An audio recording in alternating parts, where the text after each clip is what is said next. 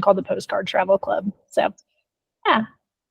That's exciting. I met, what is the Postcard Travel Club? You want to share about that? Sure. The Postcard Travel Club is an online global community of conscious travelers who are seeking out immersive experiences and responsible tour providers. And so we're creating this community to more seamlessly connect those who are interested in conscious travel experiences with those who are offering them. Excellent. Wow. Well, in the meantime, I see 8 people. We're now 8 people. So I think we can kind of start. Melissa, shall we do an intro round, or is that already part of your thing? Yeah, it's a bit of part of my thing. I'll then do the intro and I give it to you. Okay, great. Maybe Lydia, where are you calling in from? From Lisbon. Ah, nice. Portugal. I think we have Lisbon, US, Peru. Well, let's get started. So I'm so happy to see 9 faces in this room. So for those of you, I think most of you might know me, but I'm Jasper, and I started Soul Kitchen a few years ago, which is a combination of my passions: entrepreneurship, personal development, some spiritual quests as well. And the Soul Kitchen, we now have different elements. So we have podcasts, events, retreats, and a co-living in Portugal. And at Soul Kitchen, I work with different teachers and speakers and people that I find inspiring. And today we will talk about mastering the art of conscious sales. Melissa will be the speaker. I met Melissa 10 years ago in Amsterdam, and our paths have kept crossing. And what I admire about Melissa is that she keeps reinventing herself. So she has been a teacher in the past. She had an innovation agency focused on startups and social impact. She has been a leadership coach in the IT world. She, I think, has also been a love and relationship expert and also a sales expert. If you've done so many things, that's definitely inspiring. And yeah, sales, of course, is an important topic for many of us, because in one way or the other, you have to sell yourself. And some people really enjoy it. Some people are terrified by it. So today we're going to explore different ways on how to do this. So I think that's the introduction for Melissa. Me, sometimes the same. Sometimes I enjoy it. Sometimes I don't enjoy it. And I interviewed Melissa for the podcast, and we also discussed what can Buddhism teach us about sales, right? So we're also going to explore a bit the intersection of sales and consciousness. So Melissa, the floor is yours. Yes, thank you. Great to be here. I have a lot of love for the Soul Kitchen and for Jasper and for his mission and for the community. I think it's such a kind of free flow of exchange of conscious knowledge and being. I love it, like all the crossovers and all these people coming together. Maybe it's good to put off the sound if you can.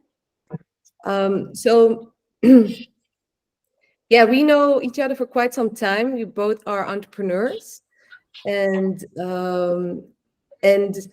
yeah, so I think we started kind of crazy, foolish, and young, but I feel like we are still crazy and sometimes foolish, and also maybe young. I'll just say we're still young, but it has been 10 years in a roller coaster.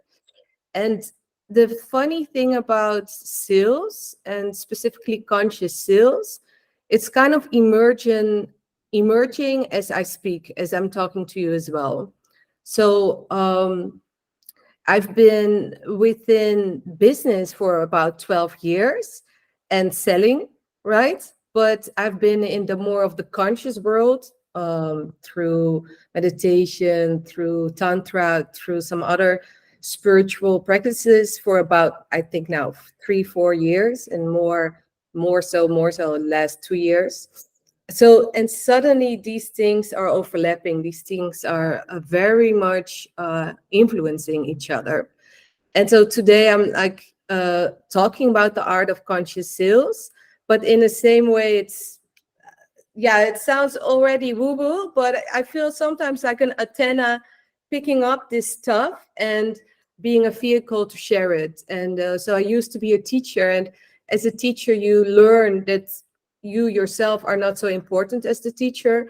You are a vehicle of knowledge for people to receive. So still, this is something that I do right now when it comes to conscious sales. And I love this wave of creation. Maybe you know it, like this wave of, okay, I need to share this. I need to help people with it. And it's been kind of a really, really cool place to be. So just happy to be here. And, I'm also kind of landing here with you guys. And we're going to do a little bit of a landing a bit further up in the masterclass. We have an hour. So I'm just going to tell you a bit about what to expect. I'm going to share a bit about myself. I got some questions for you to open up, get to know each other a bit. And then I'm going to share 3 principles of conscious sales. Maybe you've listened to the podcast and then you've heard them, but I'm going to really go in depth and make it more practical and really have exercises to apply them. And then after, if we have time, the floor is open. So sometimes it may be that, I start talking quite fast. I feel I already talking fast right now, but it's because I want to kind of make it as dense as possible for you to really, get as much, value from it as possible. So just so you know, I don't do slides, no PowerPoints, nothing. It's me talking. So in a way, if you want, you can just lay down, close your eyes and listen, and just see it as a kind of live podcast. I don't do my sessions, I don't do them with slides, and it has a lot to do with, my teaching background. Sometimes slides can be, confusing or not as handy for actually the learning experience you are having at the moment. And also, if you're tired of screens, I know I can be tired of screens, especially when I look at my phone and I see how many screen time I have. Just close your eyes and just listen. Try not to fall asleep, please. But, if you do, that's also okay. I might influence you like unconsciously or something. But, the other way is to, sit up, listen actively, take notes, write down questions, whatever works for you. And I'm also going to share my contact info right now. This is really, I learned from giving masterclasses, because at the end, I just don't do it. And then, I'm a sales coach, but I'm not saying how you can reach me. That's not really handy. So at Instagram, at Melissa Marijnen, or my email. I'm just going to put it in the chat as well.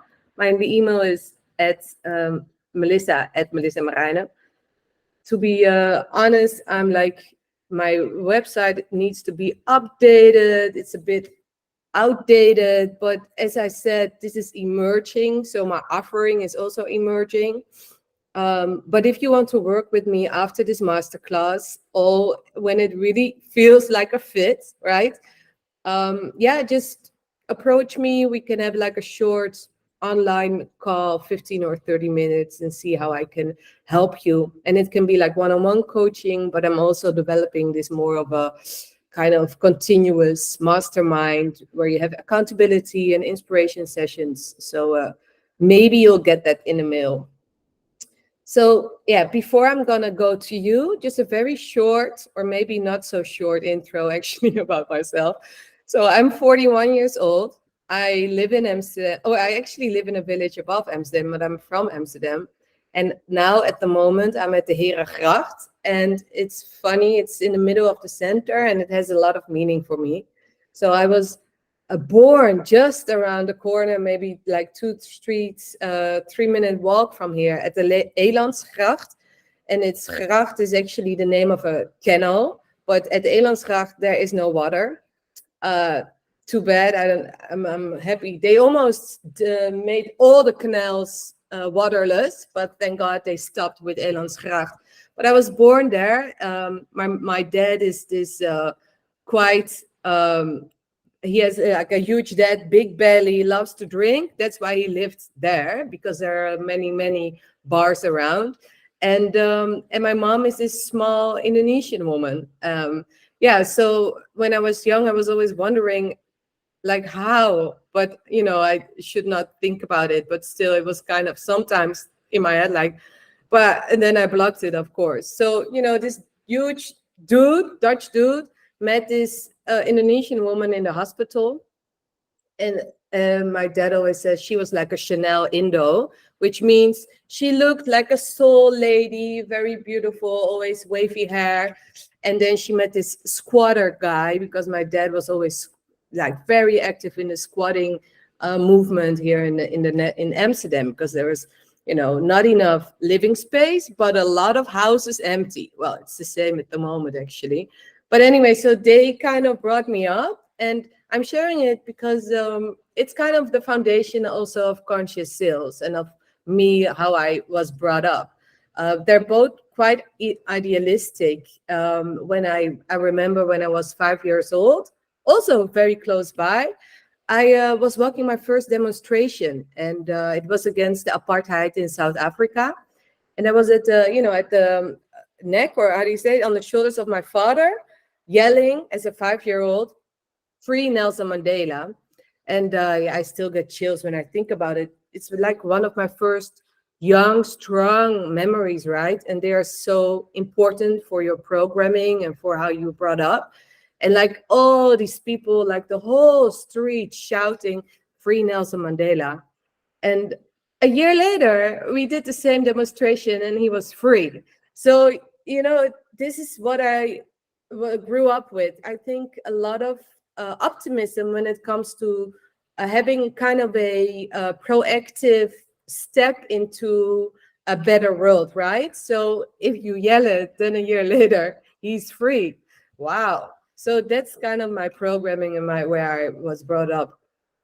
And funny thing, when I bring this up, there's also a kind of, I already give you a little bit of an insight in ego, that I think like, why am I sharing this? I feel kind of a resistance. And this it's like a certain shame of you should not boast about these things. So that's already interesting. Everything I see in life, you can really learn about your ego. And so this is one of them, and sales is definitely one of those. So just fast forward to today. I have been an entrepreneur for over 12 years.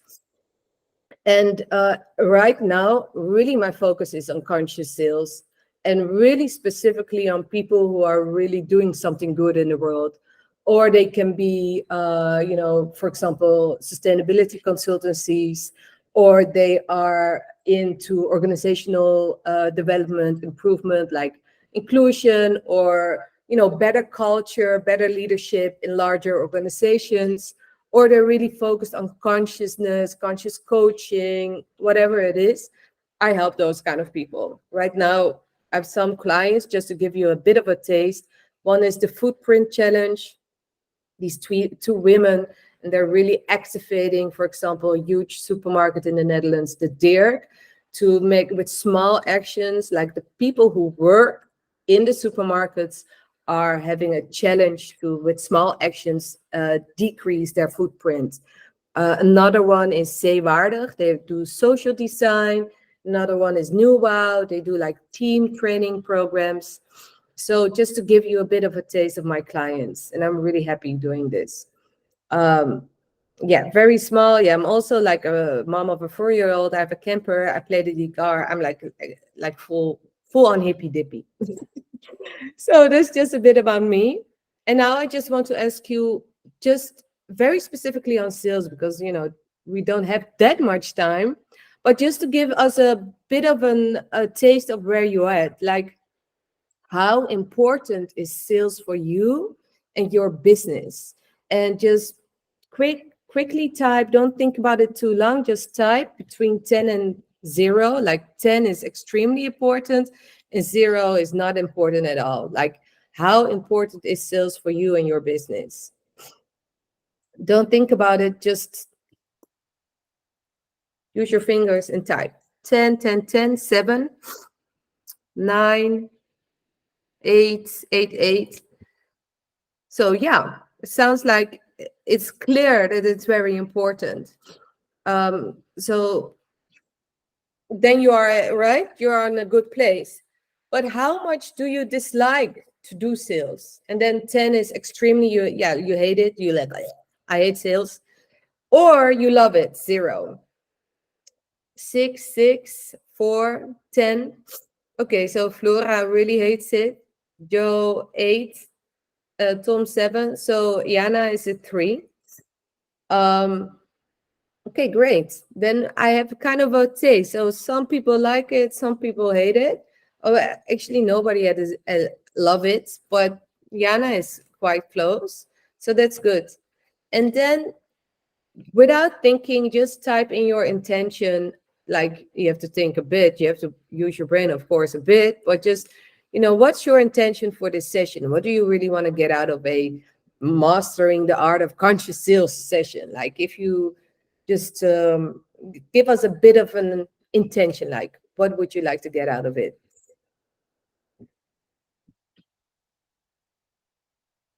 Don't think about it too much. It can be some words, just some balancing assertiveness and thoughtfulness. Nice. Sales tips, objection handling.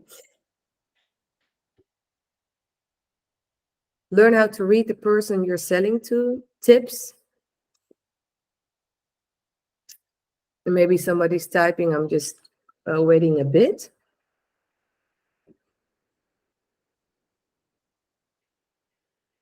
So yeah, tips I hear a lot.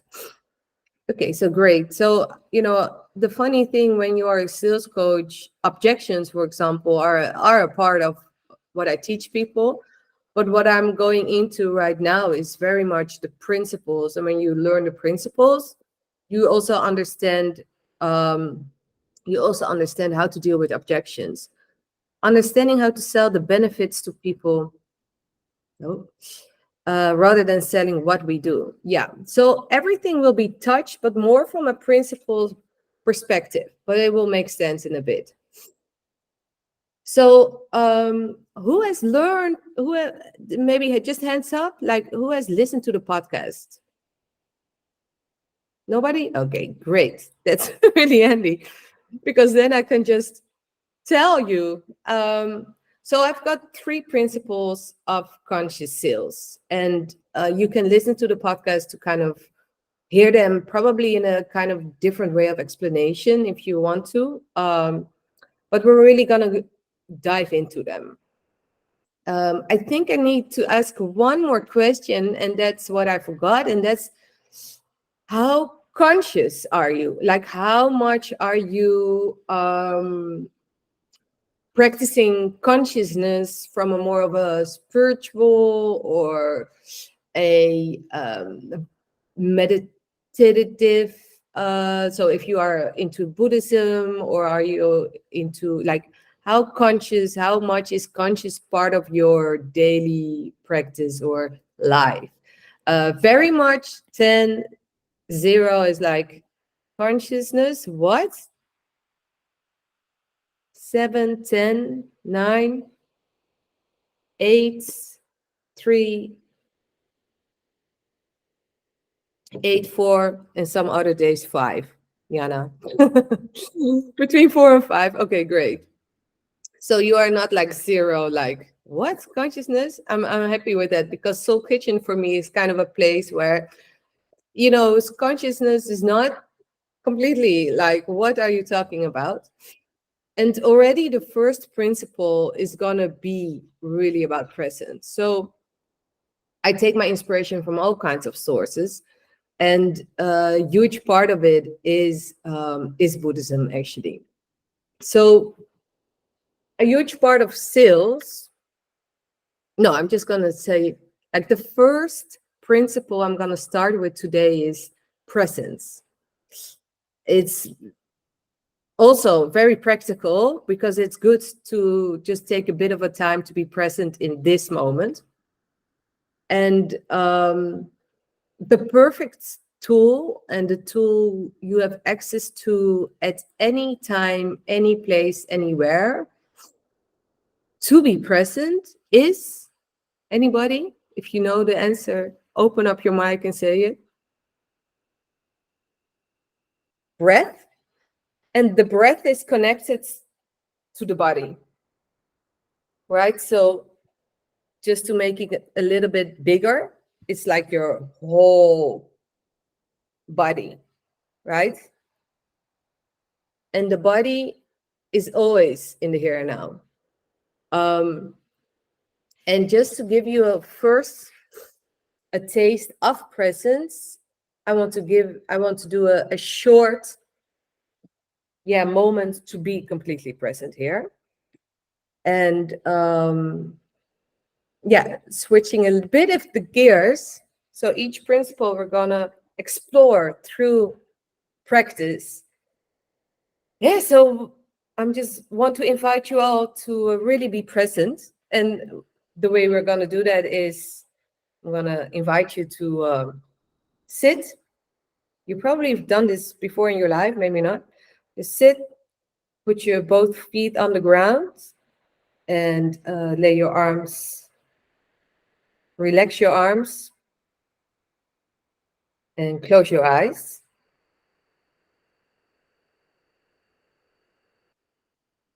And take some deep breaths in.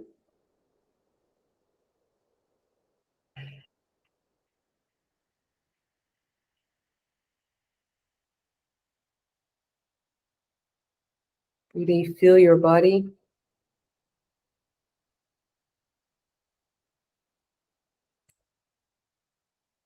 From the top of your head to your toes. Take your time to scan the body.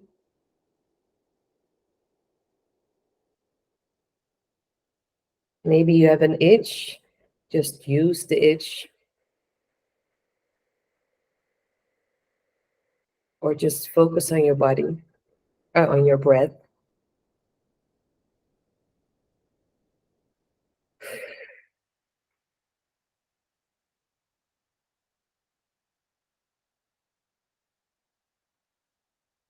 I'm gonna take like 5 deep breaths.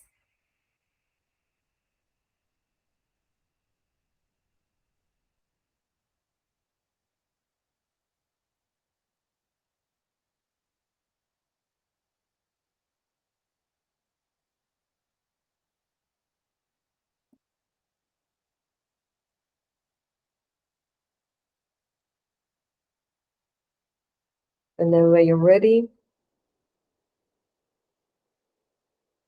open your eyes.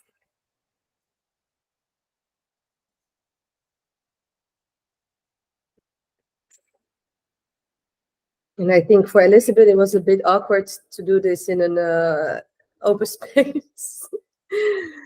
I understand that. So this is just your great animal tool, always to be in the here and the now. And so this principle presence is very layered.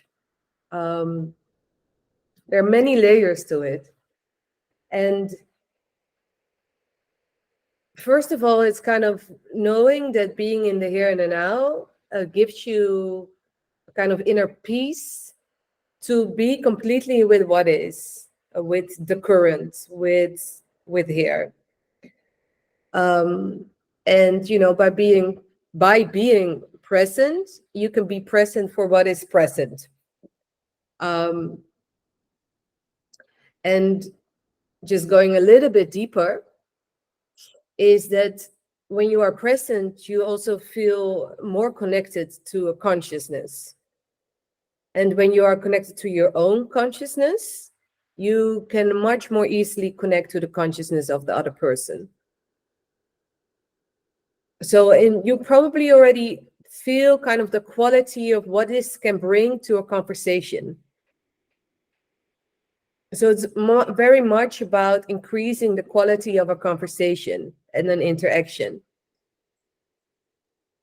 When you really connect with your own consciousness and connect with the consciousness of the other, it's much more clear of what's happening and how you can help. And there's less kind of ruis, like less kind of other stuff going through the communication. It's probably, the most extreme communication you can have, like the most extreme situations where communication goes wrong is when you have a conflict with the loved one, right? And then what's essential is to be completely present and be able to say, hey, oh, stop, listen, let's, not continue this escalation, but calm down and see what are we actually talking about. So presence, that's why presence is so very important, to really be.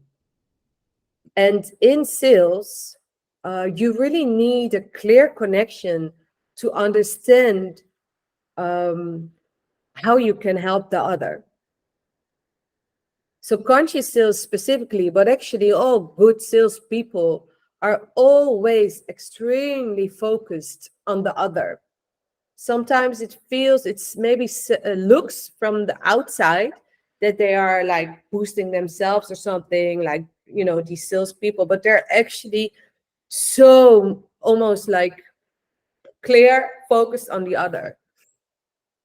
So this is a very important tool you have, this presence principle, to also be, for example, when an objection arises, you have the ability, you have the presence to not, reactively start, no, that's not a problem, or try to ignore it, or whatever your gut reaction could be, like your programming reaction. But then you'll be able to, be present with what is, and also have a presence to really, make space with the other to explore whatever is there. So what's kind of the shadow side of it? So if you are not present, which is very normal, right? So we are not Buddhists yet we're not Buddhist monks on a mountain in the Himalaya. So, it's very, very, very difficult to be purely present. Okay. So this is something, we have our phones, we have our obligations, we have our ambitions, we have all this stuff that's kind of blurring the conversation and the relationship with the other. So that's why there are actually two ways to really practice this. So you can really feel that the quality of the sales is going to increase. The one way is to do this, like what we just did, before a conversation. And then think back to what I just told you, and think about, okay, I want to focus on presence, being present, being in tune with current, increase the quality, not have like all this stuff blocking my communication. That's really just before you're going to have a sales conversation or something like that. And the other practice when it comes to presence is more to have a daily practice around being present. And the most known one, of course, is meditation, right? Some use running, some use yoga, some use, other ways of, I would say it's kind of a combination of resourcing, not being in this, a little bit negative name, but like the rat race, but being out of that energy and just be full on being. And then you are resourcing. And then it's also, if you do that on a daily basis, also a way of really creating this sense of quality when it comes to presence. And probably already recognize it sometimes in some people. They are so present, right? When they are with you, they are with you. And probably you also notice from yourself when you have this, and you can really increase it and make it better and better. So at the moment for me, I'm really bad at yoga. I'm really bad at meditation. So my practice to be present at the moment is playing guitar and singing. And then my head is off and I'm in the flow of, this music flow. And I'm so happy I found this because I was kind of self-criticizing myself on why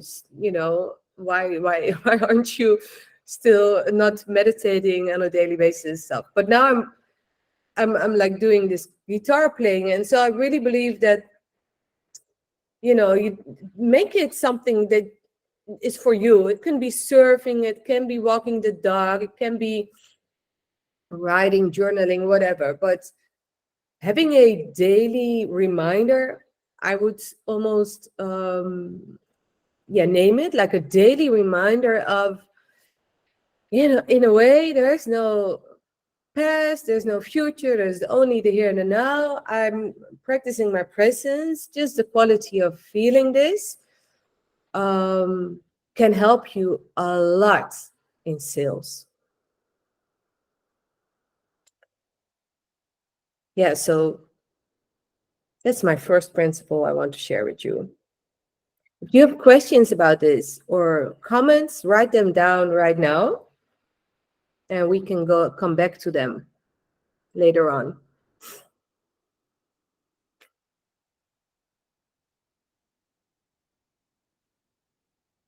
So going to the second principle, I'm just going to give you some questions and then see what pops up in your mind.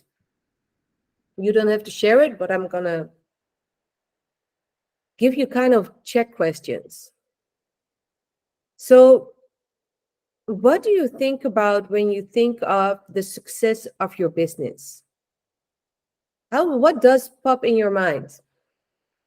What does success for your business look like? What are the associations?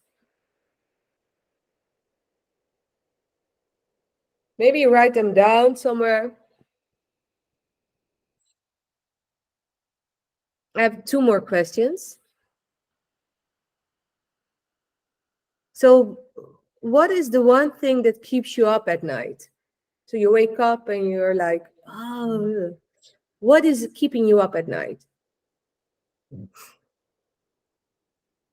What is like the thing that's bothering you, or that's like in your head, that's kind of something, as an entrepreneur, as somebody in business, you have some obsessive thoughts about some stuff. What are those? Like, what are they about?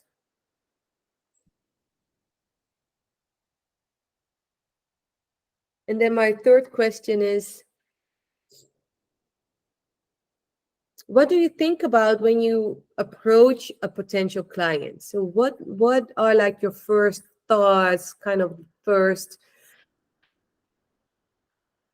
thought processes? Like, what do you think about when you approach a potential client?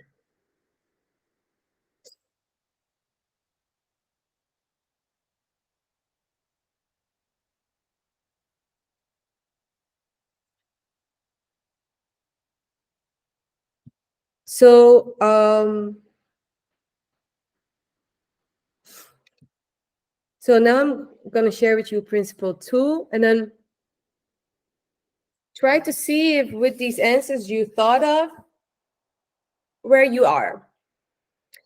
So the principle 2 of conscious sales is be mission driven instead of money driven. So when you think of your answers, to be completely transparent, right? Because we are here to learn. Where is the skill sliding? Is it more mission driven or money driven? Does success look for your business look like, your bank account popped in your head? Or was it more, more impact? Is it like more clients? So, I can, have more space to, feel better financially? Or is it more like more clients so I can increase my impact, so I can hire more people, for example. And no judgment from me, right? Because I'm like in both, like 10 times a day. Sometimes I'm money driven, sometimes I'm mission driven. But it's more to make you conscious of where you are. So also when you think of when you approach a potential client, and this is where it becomes important. Do you have the tendency to feel like you're more money driven when you approach a client, or do you have the tendency to be more mission driven? It's a very different energy, right? And so when I talk about mission driven energy, it's about, okay, as with my service, with my product, with my business, I help a certain target group to improve their, make their lives better in a way. And that has a positive impact on society, on the world, on their business, on their lives, whatever it is. So that's more the mission-driven part, right? You are also more concerned with how you are helping people. And the money-driven part, don't get me wrong, it's why we have like these kinds of houses and these canals, and why I was born in the first place, because the Dutch were quite money driven, so they went to the other side of the world. So I'm a product of the money driven mindset, but we are not there anymore. We are in a different, thank God, different part of history, and we need to be mission driven. But we are so programmed to be money driven, right? From young, we live in a capitalistic system. So the money driven part is that's like the icky part of sales, actually. We all feel kind of an ick when it comes to sales. And this is the money driven part, because it's all very clear that we want to make money when we sell something. But when you actually make sure that you are mission driven, there's a different energy in the conversation. And the funny thing, it's also what sales gurus say. So it's kind of counterintuitive, but like the best salespeople are totally detached from the outcome of a conversation. If they get a no, it has no impact on their personal being, right? So I'm just going to repeat that a bit. So, crazy thing, really good salespeople, like when you go to a sales training in the States, for example, it's all about being detached from the results. And by being detached, you are actually probably more successful, because you don't take it personal. You just want to have a yes or a no. And that's all that counts. So we, more the impact entrepreneurs, can really use our mission-driven mindset to get into a conversation and really focus on how can I connect my mission to yours and help you get the results you want, not in a sales way, not in a money way, but in, we have some stuff to do right now in the world, a lot needs to happen. So if you're on board, or if we are on board on the same thing, then you're going to have the conversation on the mission level instead of the transactional level. And the crazy thing, so we are so programmed in the transactional thinking, right? So that's the capitalistic way of living, but it's also in our upbringing. And I'm really sorry to say it, but I'm like yesterday telling my son, eat your veggies, then you'll get a dessert. It's totally not conscious way of upbringing a child, right? It's not how I should do it.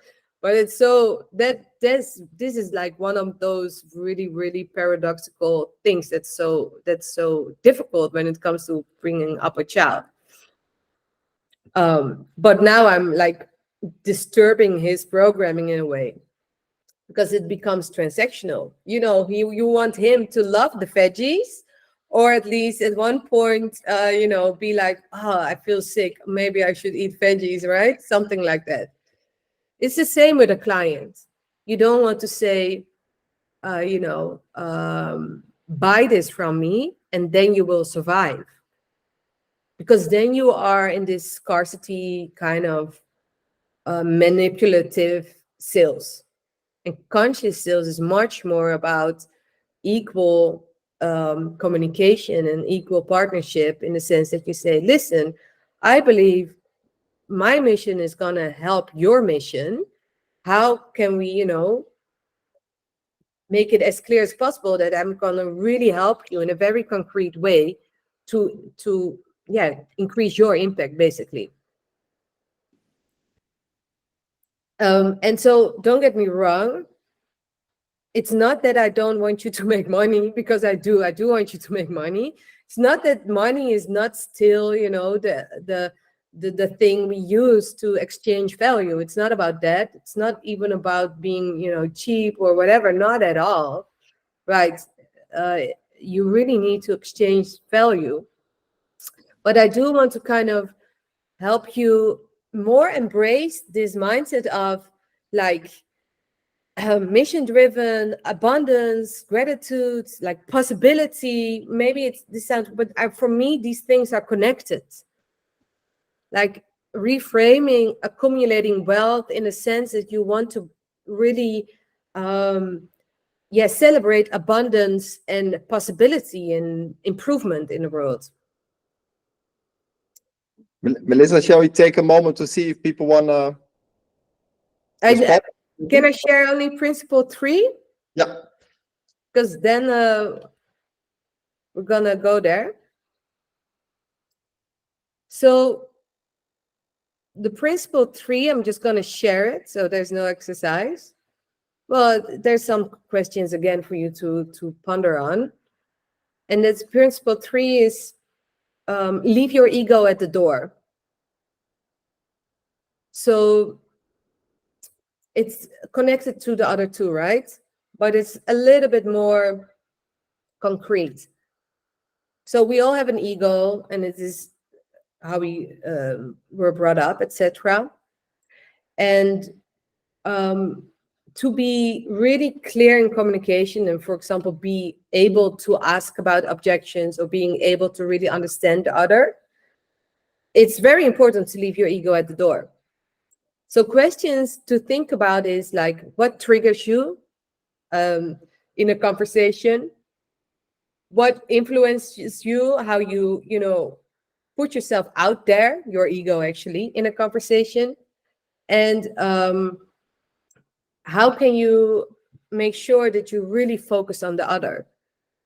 So for me, for example, I know when I enter a room and I already kind of make assumptions about somebody, and I start kind of boosting from a place of actually insecurity, but I try to kind of sell something. I've done that like with corporate companies, and I just felt this need to boost myself bigger because these people probably expect, something completely different than this small, woman. And then, I try to make myself bigger.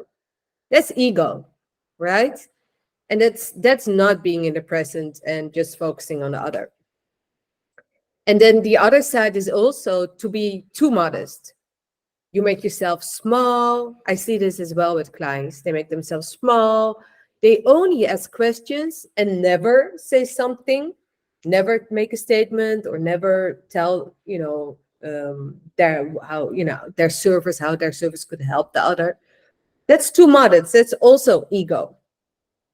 So again, and I really think sales is one of the most interesting parts to increase your consciousness and have like a personal development program almost that can make you money if you continue it because you get better at it. But you really can use sales as a way of really understanding yourself much better and better, like your triggers or your programming or everything. And a way to really do this is in the moment, and it's difficult, let me say, but this is also what the Buddhist monks are talking about, that you in the moment can catch yourself, that something in you get triggered. For example, yesterday I was somewhere and somebody was only talking about himself and his project. It was a really nice story, but at one point, I was kind of expecting a counter question.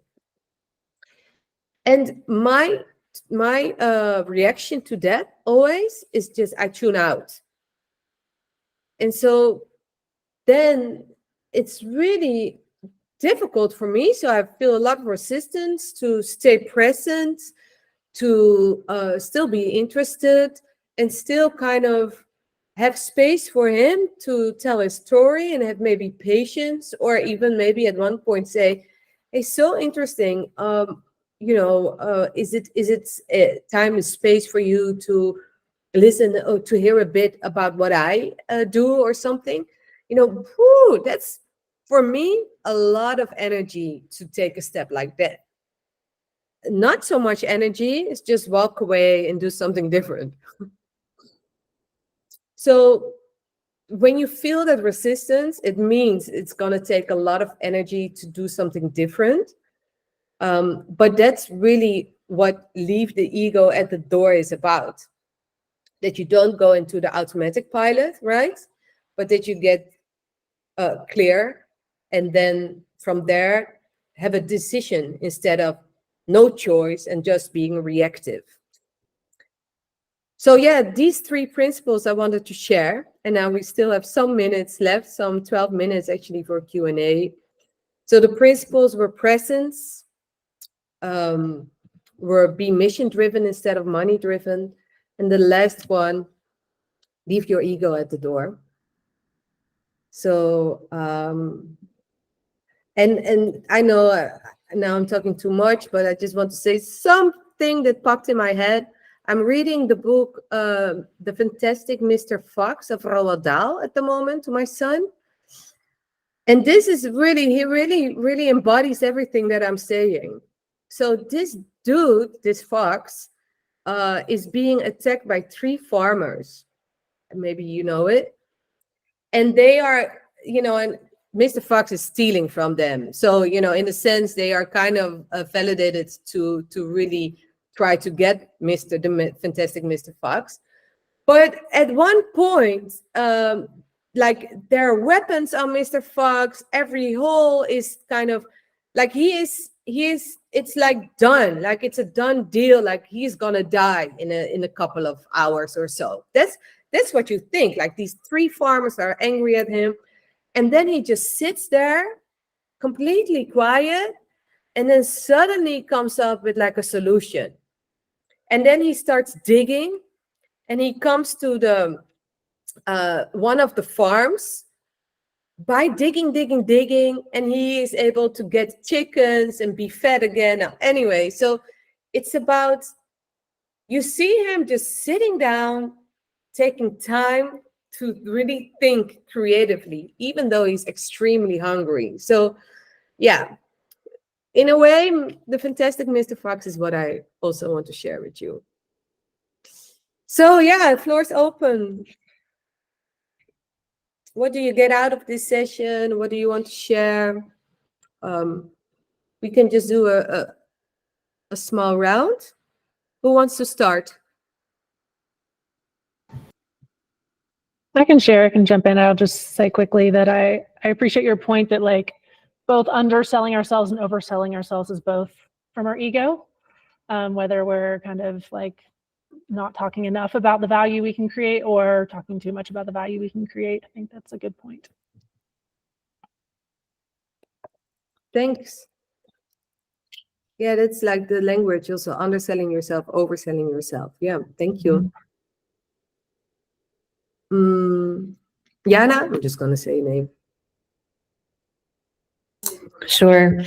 Yeah, I thought it was really interesting. I've noticed this about myself. I don't come from sales at all, but somehow I am in this role now. And it's been very interesting to see this like intentional disconnect, emotionally speaking. So when you mentioned just being able, like, I don't take it personally whether I do get this client or not get this client, but on the other side of that as well, it's hard sometimes to remain present when you're, I wouldn't say emotionally disconnected by any means, but when you have this, separation. So I'm trying to find a balance between those two worlds at the moment. But I thought it was very interesting that you mentioned it could be something that can help you be successful. But yeah, trying to find a balance. Yeah, thank you. Yeah, and also being completely detached, I don't think that's especially emotionally, right? That's very Yeah. important. But it's more of of completely being very curious about the other. Yeah. And just being, you can already give the gift of just being completely present with somebody. That's already such a gift in our crazy world of, all kinds of people being distracted. So already that would already be a great result, just to have like a very clear conversation with somebody, but really increase the quality of that conversation, so that person will remember you, regardless of there's going to be sellers or not. Yeah, Maybe this helps a bit. Okay, great. Tom Blom, goeie naam. Thanks. I was I was just thinking about the what you said about mission. First, I tried to like write for myself what is the mission that we do, and then actually what came out was pretty much what I want the person I'm selling to think our mission is, which is more like thinking from their perspective what we have to offer. So yeah, it kind of challenged me to think, okay, but what is our mission? Like, what do we do? Rather than what do they want to hear from me? Yeah, That's great. already a takeaway. Yeah, beautiful. Yeah, and that's where you can take a little bit of I would call it maybe leadership in how you want to be in the world, right? What is your impact in the world? Sales so much and business so much is about help the client. What does the client want? And just attune your story to whatever he or she wants. But it's also about meeting each other and then see if you can help the other. Great. Flora?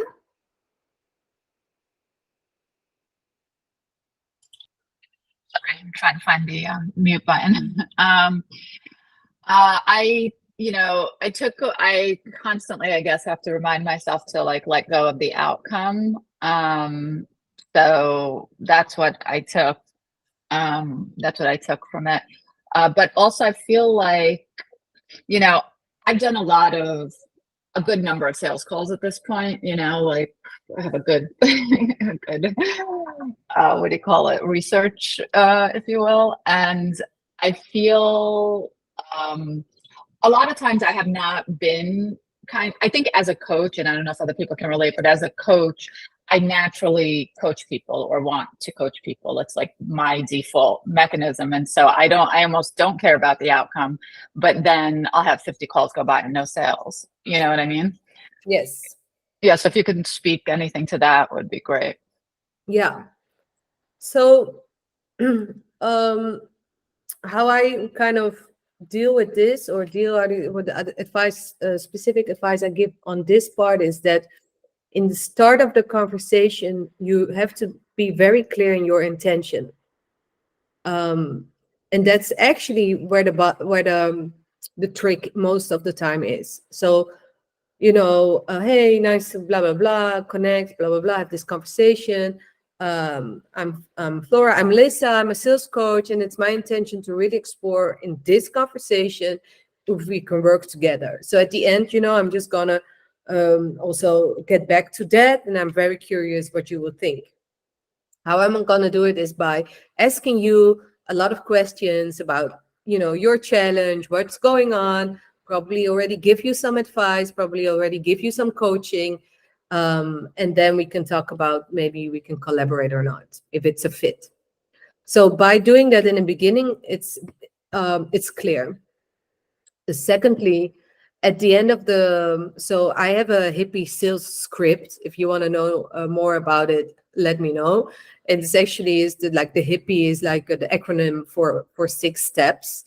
And then the 4th step is perspective. And then what I say is you provide your perspective, you make it a good one. You don't do like a normal coaching session, right? You're not going to really go coaching. You provide the perspective. Like when I hear you say this and that, it seems like you need to take this step. That's clear. But I'm also wondering if you've also thought about doing this. And that's like the new perspective, right? So I'm reenacting how it could sound like. Yeah, And no, I then- get it. I get it. Yeah, great. And then, Laura, shut up. Be silent. Don't say anything anymore. Let the crickets go you're uncomfortable as shit, but be silent. Then the other person will reflect on it, will talk about it. Again, be silent. And then the other person at one point will say, not all of the time, but a lot of the time when you do this, will say, so what do you do? What do you offer? How does it look like? And because we are so, as coaches, inclined to just coach, don't do a full coach session. Just give one new perspective and then be silent and then see what happens. So it's the combination of those two. Be very clear in your intention, and then you're planting the seed. Okay, this is really about selling. And then when you coach, make it short and sweet. And then, does this help? Yeah, definitely. I mean, I definitely have started setting a frame, which is what you're kind of talking about in the beginning. And that has helped for sure. And then the perspective, doing it the way you're talking about it, I mean, I kind of do it, but the way you're talking about it makes a little bit more, makes it more, what's the word, strategic. So it's helpful. Thank you. Yeah. You already help somebody with it. If you say bye-bye, they will think of it. They will already have some step. But, Right. when they really want to go into it, then they need to get into your offer. And yeah. Two more. Lydia. If you want. It was interesting to see that before I start selling anything, I was already integrating those principles into my personal life, so it doesn't get difficult to sell whatever I want to sell, because I feel that from the moment that you've already embodied it, it becomes clear that the people that I need to work with me or that I want to work with, they are attracted to me by who I am first, and then they are interested in the method that I am delivering. So yeah, it's really helpful to see that. Yeah, great. Thank you. And Marcus. Yeah, I mean, I really found this first principle super helpful, to really, I mean, it's a mistake I repeatedly have done, to try to just convey my message and, what can our products do? What can we do? Blah, blah, blah. Instead of really this extreme focus on the other person and and getting. I really love that sentence you said, like, let's find out whether we can or how we can work together, instead of like just bombard the other one with my features and the benefits. And it would totally make sense, right? I mean, if you believe in the connectedness of everything, right? I mean, which is one of my principles in life, right? I mean, how can you kind of in a sales meeting forget that, right? And just pour all your sales talk on someone instead of like listening to that, to the other person. And I mean, normally you walk out of a sales meeting, and if the other one asked a lot of critical questions, you think, oh my God, this was really a bad meeting, right? But in reality, normally these are the good meetings, right? Because those who just say, interesting, normally they're not super interested at all, right? And so like being connected and like understand the needs, understand what they think, etc. I mean, that's definitely something. I mean, it's probably also a question of training, right? But I found that super helpful, and and also to ask yourself what triggers you, right? I mean, where do you fuck up the discussion, right? And we're in software, right? So we're building software tools, and whenever someone comes up with like, I know a few Indians, they can do the same for the tenth of the price, then you just fall out of your consciousness and start. So that is also I think dwelling on what really triggers us is also, in my opinion, one of the super important points, right? Yeah, thank you so much. And it's so funny. This morning I was just discussing a similar thing, like these annoying question you get continuously from clients, and then you feel it goes like this. You hear it, you automatically get triggered. You have a reactive reaction. It's normal. It's okay. It's just the way it is. Okay, your brain is associating it with older patterns. It's really normal. But then take the time, just be silent for a bit, and then you can have the choice how to react, right? Absolutely. And you can do like tricks of, yeah, thank you for that question. I have to go to the bathroom, and then I come back, and then I'm gonna really go into that question. You Cognitive can use that kind of distancing, trick. right? Cognitive distancing, like Seneca, I think. Break the pattern. Absolutely. Yeah, thank you for that. Yeah, so 2004, we're done. Thank you all for being there live. We're gonna put it on YouTube. I'm really happy that we're gonna do that. And yeah, we can share these conscious sales principles with as many people as you want.